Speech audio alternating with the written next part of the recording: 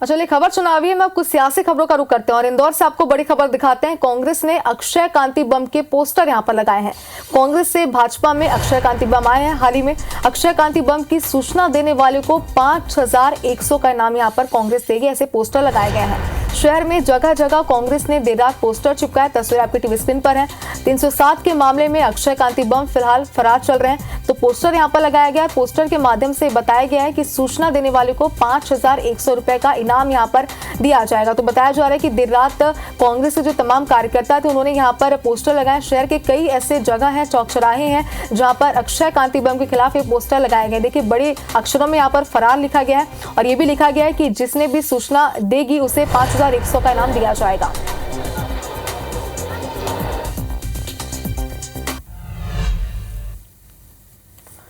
और कांग्रेसी खेमे में विधानसभा चुनाव के साथ शुरू हुई टूट और बगावत का सिलसिला क्या लोकसभा चुनाव के साथ थम जाएगा? ये सवाल इसलिए क्योंकि प्रदेश कांग्रेसियों के बीजेपी में आने को लेकर प्रदेश को उप मुख्यमंत्री का एक नया दावा कांग्रेसियों की बेचैनी बढ़ा सकता है। डिप्टी सीएम अरुण साव ने दावा किया है कि कांग्रेस में टूट का दौर नगरीय निकाय चुनाव से पहले और तेज होगा। कतार में अभी और कई बड़े कांग्रेसी नेता भी हैं। देखिए इस पर कितनी सियासत गर्म हो रही है।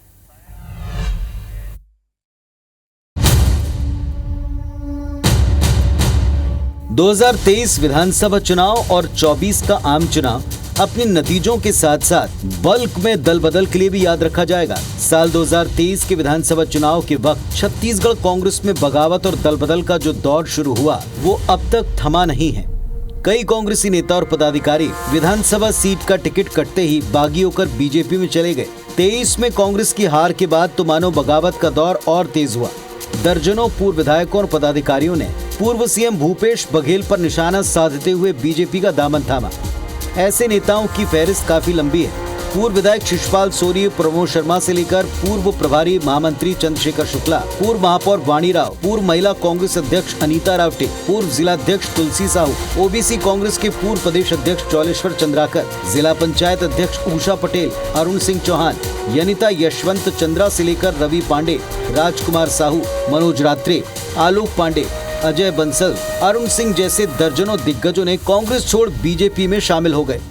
कांग्रेस की इस स्थिति पर प्रदेश के डिप्टी सीएम अरुण साव ने ताजा बयान देकर बहस को नया एंगल दे दिया है। साव का दावा है कि चंद महीनों बाद जब निकाय चुनाव होंगे तो कई और दिग्गज कांग्रेसी बीजेपी में नजर आएंगे। बड़े बड़े चेहरे भारतीय जनता पार्टी में शामिल हुए हैं और आने वाले समय में और लोग भी आ सकते हैं भारतीय जनता पार्टी में। प्रयास भी लोग कर रहे हैं, पर ये आने वाला समय बताएगा कि कौन कौन शामिल हो रहे हैं। इधर डिप्टी सीएम के बयान पर प्रतिक्रिया में पीसीसी चीफ दीपक बैज भी दावे से ये कहते नजर नहीं आए कि अब कोई पार्टी छोड़कर नहीं जाएगा। उन्होंने पार्टी छोड़ने वाले नेताओं पर ये तंज जरूर कसा कि बागी नेता भाजपा में डिस्पोजल की तरह ट्रीट किए जाएंगे, जबकि यहाँ कांग्रेस में वो फ्रंट पर रहकर काम कर रहे थे। देखिए, भारतीय जनता पार्टी उनको उपयोग करना था, उपयोग कर लिए, और वो भारतीय जनता पार्टी के एक डिस्पोजल की तरह रहेंगे। कांग्रेस में कम से कम एक फ्रंट नेता के तौर पर रहते थे और भारतीय जनता पार्टी में जाने के बाद एक डिस्पोजल ही रहेंगे वो। वैसे पार्टी छोड़ने वाले नेताओं को लेकर जिम्मेदार सीनियर कांग्रेसी ये कहकर भी तंज कस चुके हैं कि बागी हुए नेता यहाँ भी रिजेक्टेड थे, वहाँ भी रिजेक्टेड होंगे। सवाल ये, 2018 विधानसभा चुनाव में बीजेपी भी छत्तीसगढ़ में करारी शिकस्त झेल चुकी है, लेकिन तब भी वहां ऐसी भगदड़ नहीं रही। तो फिर अब कांग्रेस पार्टी में छोड़ने की ये होड़ क्यों? क्या वाकई और बड़े कांग्रेस नेता बीजेपी में जाने के लिए कतार में हैं? राजेश राज, IBC 24, रायपुर। और लोकसभा चुनाव का अब तक आधे से ज्यादा सफर बीत चुका है। 4 जून को नतीजों के साथ नई सरकार की तस्वीर भी सामने आ जाएगी।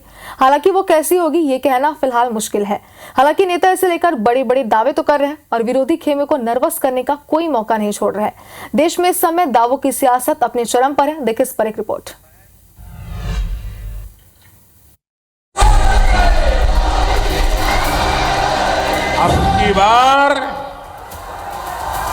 अब की बार चुनाव में जीत के बड़े बड़े दावे करना कोई नई बात नहीं। विरोधी खेमे पर मनोवैज्ञानिक दबाव डालने के लिए नेता अक्सर इस टेक्निक का इस्तेमाल करते हैं। प्रधानमंत्री मोदी ने चुनाव की शुरुआत से ही 400 पार का नारा दिया। लोकसभा चुनाव में दावों की सियासत तभी से चरम पर है। बीजेपी जोर शोर से इसी नारे के इर्द गिर्द अपना प्रचार बुनती रही। 5वें चरण तक कुल 429 सीटों पर चुनाव के बाद बीजेपी लोकसभा की 300 सीटें जीतने का दावा कर रही है। 4 चरण में मोदी जी पूर्ण बहुमत 270 सीटें प्राप्त कर चुके हैं। 5वां, 6ठा, 7वां मोदी जी को 400 पार कराएगा। 400 पार। फिर एक बार मोदी सरकार, यह जो जनता ने संकल्प लिया है उस संकल्प को हम पूरा करने जा रहे हैं। ये जनता का संकल्प है। 5 चरणों के मतदान के बाद एकदम स्पष्ट हो गया है कि नरेंद्र मोदी तीसरी बार देश के प्रधानमंत्री बनने वाले हैं और 400 पार का नारा ये सच होने वाला है।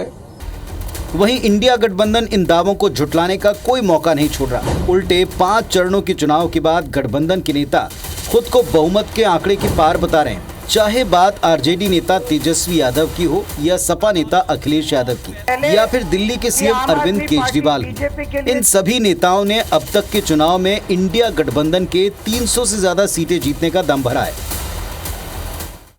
ये प्रधानमंत्री जी के पास अब कुछ बचा ही नहीं कहने को। वो जान रहे हैं कि इंडिया अलायंस सच्ची है, 300 पार कर चुका है। 400 पार इसलिए बोल रहे हैं कि 543 400 पार के मतलब 143 सीट हैं और जनता इन्हें 140 के लिए तरसाएगी। अब सर्वे के फाइंडिंग्स आ रहे हैं, उससे साफ जाहिर है कि 4 जून को इंडिया गठबंधन को अपने दम पे 300 से ज्यादा सीट मिल रही हैं और इंडिया गठबंधन देश को एक साफ सुथरी और स्थिर सरकार देने की दिशा में बढ़ रहा है। वैसे पीएम मोदी का 400 पार का नारा सिर्फ एक टारगेट नहीं रहा, बल्कि बीजेपी के नेताओं ने इसे बार बार लगातार बहस और सुर्खियों में लाकर एक नैरेटिव सेट करने की कोशिश की। बीजेपी का तर्क है कि पिछली बार उसने 300 से ज्यादा सीटें जीती थी, तो अब की बार 400 से ज्यादा सीटें जीतने का लक्ष्य रखा है। हालांकि वोटर्स ने 400 पार के नारे या इंडिया गठबंधन के 300 पार कर लेने के दावे में से किसे सच किया है, इसका जवाब तो 4 जून को ही मिलेगा। Election desk, IBC 24।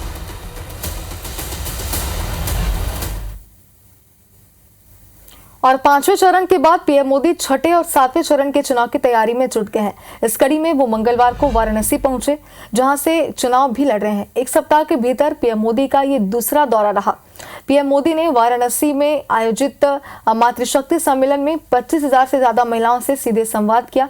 इस दौरान पीएम ने कहा कि मां गंगा ने मुझे गोद लिया है और मां गंगा ही मेरी मां है। इस दौरान पीएम ने इंडिया गठबंधन पर भी जमकर निशाना साधा और केंद्र सरकार की ओर से महिलाओं के लिए चलाई जा रही योजनाओं को भी गिनाया।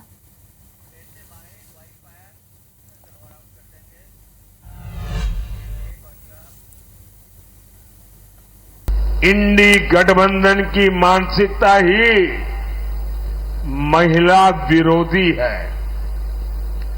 इंडी गठबंधन वाले महिलाओं को आरक्षण का विरोध करते हैं। जहां इनकी सरकार आती है, महिलाओं का जीना दुभर हो जाता है।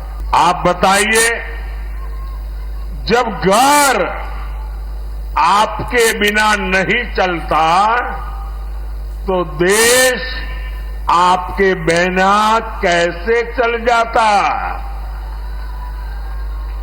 ये बात 60 वर्षों तक सरकारों को समझ ही नहीं आई। बहन बेटियों का घर से निकलना मुश्किल था। सपा वाले कहते थे लड़के हैं, लड़कों से तो गलती हो जाती है। आज सपा के लड़के जरा गलती करके दिखाएं, योगी जी की सरकार उनका वो हाल करेगी जो उन्होंने सोचा भी नहीं होगा।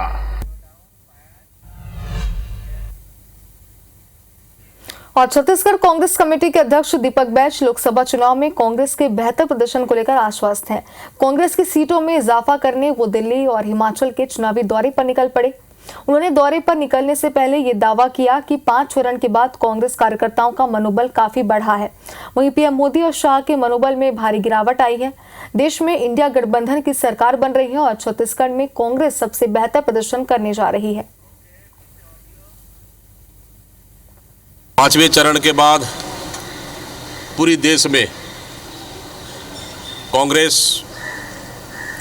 इंडिया गठबंधन की मनोबल काफ़ी बढ़ा हुआ है। वहीं आप देखेंगे भारतीय जनता पार्टी देश के प्रधानमंत्री और अन्य देश के केंद्रीय मंत्री और अन्य भारतीय जनता पार्टी के नेताओं का मनोबल काफ़ी गिरा हुआ है। इससे स्पष्ट और साफ है, लगभग ये माना जा रहा है कि इंडिया गठबंधन की सरकार देश में कांग्रेस की सरकार बनने जा रही है। इधर पश्चिम बंगाल में कांग्रेस दोहरी लड़ाई लड़ रही है। उसे बीजेपी ही नहीं बल्कि टीएमसी से भी लोहा लेना है। कांग्रेस के साथ दिक्कत यह है कि वे ममता बनर्जी के साथ इंडिया गठबंधन का हिस्सा है और उसे नाराज करने का जोखिम नहीं ले सकती। दूसरी ओर उसे इसका खामियाजा अपनी बंगाल इकाई में नाराजगी के रूप में झेलना पड़ रहा है। देखिए इस पर एक खास रिपोर्ट।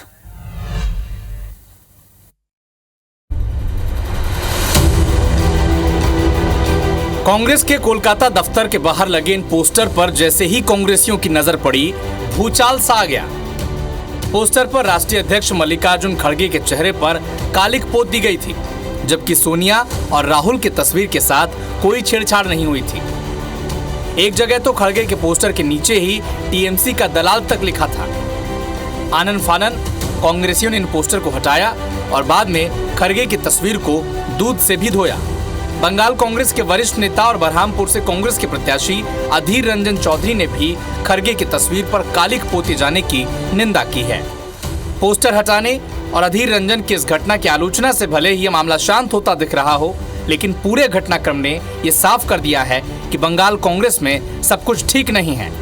दरअसल इसकी पटकथा उसी दिन लिख गई थी जब बंगाल की मुख्यमंत्री ममता बनर्जी ने इंडिया गठबंधन की सरकार बनने पर उसे बाहर से समर्थन का ऐलान किया था, जिस पर अधीर रंजन ने ममता की आलोचना की और अध्यक्ष मल्लिकार्जुन खड़गे ने अधीर को अपनी हद में रहने की नसीहत दे दी थी।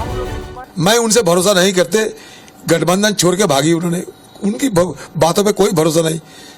अगर बीजेपी की तरफ ज्यादा भारी रहे तो उस तरफ भी जा सकते।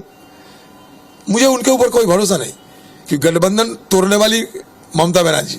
ममता जी पहले तो उन्होंने ये कहा कि हम बाहर से सपोर्ट करते हैं और एक स्टेटमेंट उनका आया है कि अगर सरकार बनती है तो सरकार में हम शामिल हो जाएंगे। अब रही बात अधीर रंजन चौधरी की, अधीर रंजन चौधरी निर्णय लेने वाले नहीं, निर्णय लेने वाले हम हैं, कांग्रेस पार्टी है, हाईकमांड है। कांग्रेस की मुश्किल ये है कि वो टीएमसी प्रमुख ममता बनर्जी के साथ इंडिया गठबंधन का हिस्सा है, लेकिन बंगाल में कांग्रेस के साथ टीएमसी का गठबंधन हुआ ही नहीं है। अब दोनों बीजेपी और एक दूसरे के खिलाफ मैदान में हैं। दूसरी ओर कांग्रेस आलाकमान ममता बनर्जी को नाराज नहीं करना चाहता और इसी के चलते बंगाल इकाई खुद को उपेक्षित महसूस कर रही है। अब बंगाल कांग्रेस की अंदरूनी कलह कांग्रेस की संभावनाओं पर कितना असर डालेगी, ये तो आने वाला वक्त ही बताएगा। Election desk, IBC 24।